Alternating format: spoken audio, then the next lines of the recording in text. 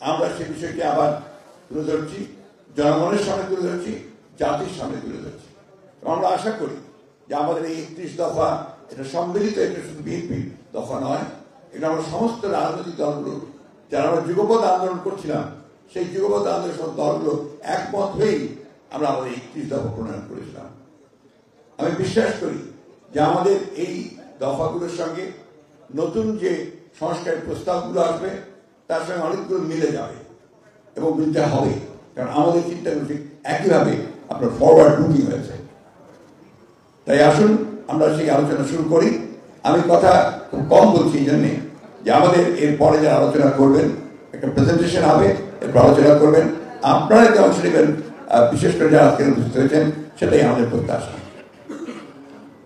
Honorable diplomats, I welcome you here on this occasion of this seminar.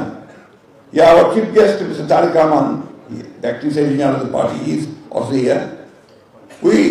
In fact, this 31-point proposal for reforms was launched by our party, and more than I think 61 parties who were, in fact, at that time, were in movement against the tyranny, against the fascist government.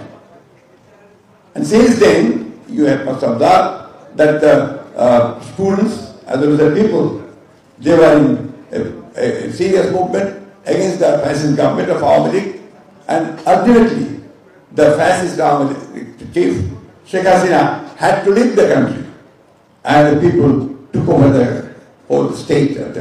Now, in Indian competence reform, there was a proposed reforms, and they have established some commissions also for the reforms, and we believe that our proposals by the political parties, as well as the new proposals which will be coming from the new committees of these reform committees, will be almost similar, because the main proposals we have proposed are the demands of the people as a whole. So I welcome you here, and আমি একই সঙ্গে আজকে যারা এখানে সবাই এসেছেন তাদের সবাইকে আমি স্বাগত এবং জানাচ্ছি। আপনারা মনোযোগ দিয়ে কথা শুনবেন, যারা অংশগ্রহণ করতে চাইবেন তারা যখন সময় আসবে তখন অংশগ্রহণ করতে পারবেন। ধন্যবাদ সকলকে। আসসালামু আলাইকুম।